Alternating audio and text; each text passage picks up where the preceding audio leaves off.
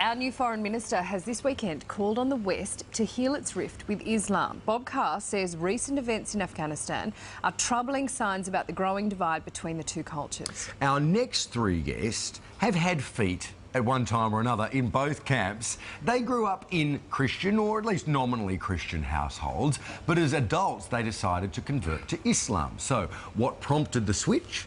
Susan Carland is a lecturer at Monash University in Melbourne. David Stanley is an electrician from Sydney, and Stacey Mohammed is a 25-year-old mum from Brisbane. Good morning to you all, and thanks for joining us. Good morning. Susan, if I can start with you, what prompted your decision to convert to Islam? I think I was a teenager when I became Muslim, and I think it was when I was a teenager I started just to have big questions about life, the universe and everything, and I started to explore lots of different answers to those questions, and much to my surprise Islam seemed to be the one that continually came back to me with the answers that made the most sense to me. So eventually, yeah, when I was 19 I decided to convert. You say you were nominally Christian beforehand. Was your faith always a strong part of your life? Yeah, absolutely. I knew that I always believed in God, and I was raised in a household where we did go to church and those sort of things. And so it was always a very big part of my life and always a very positive part of my life. But I think when I was in my teens, I just started to wonder if I believed what I did because I thought it was true, or if it's just what I'd been raised to believe. And that's what sort of prompted the outward exploration, I guess. Mm. OK, this is really interesting. David, describe your life before you converted to Islam. Typical young Aussie guy. Used to go out and, drink, smoke, have fun, just do crazy things. Also, I used to be quite a racist. Yeah, right. Yeah, and I didn't like Muslims at all. What did you know about Muslims before you became what I thought I knew about Muslims? OK, so firstly, what I thought of Islam is I actually thought Islam was a place, and Muslims came from this place, and they hated everyone, and whoever wasn't a Muslim, I thought they wanted to convert them, and that was it. They're all from Islamabad.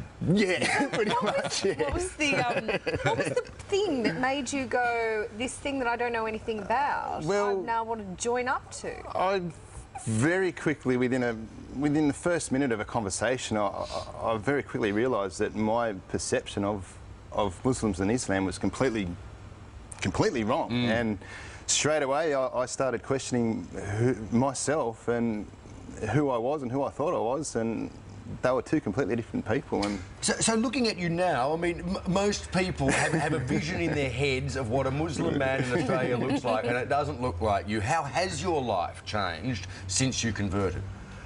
More on a personal level, physically, like looking after myself a bit better, not drinking, not smoking, which I really wanted to fix up quite some time prior to that, but I just needed that initial kick. And just being a better person, not judging people the way I used to and denied that I did.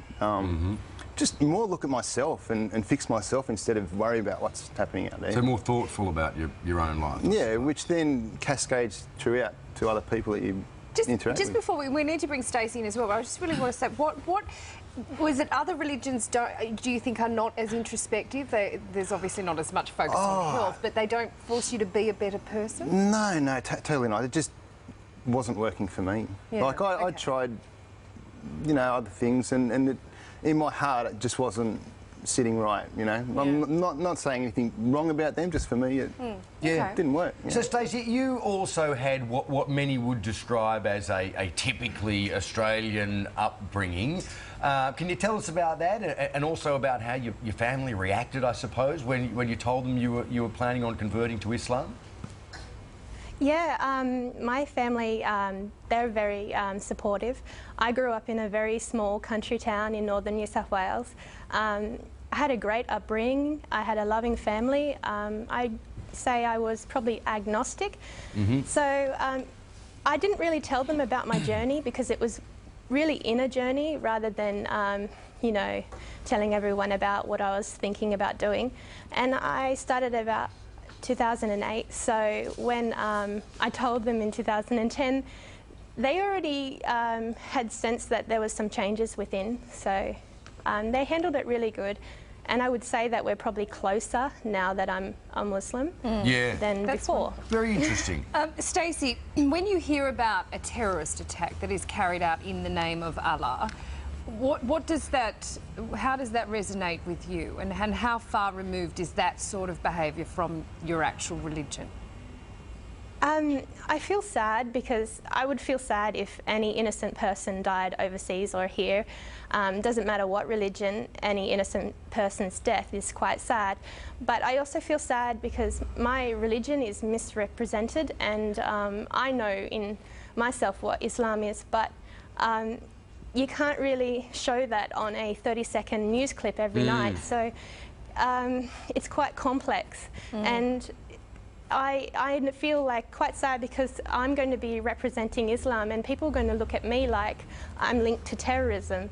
So that's not how I want my life to be and how I want my son's life to be when he grows up. So it's quite sad.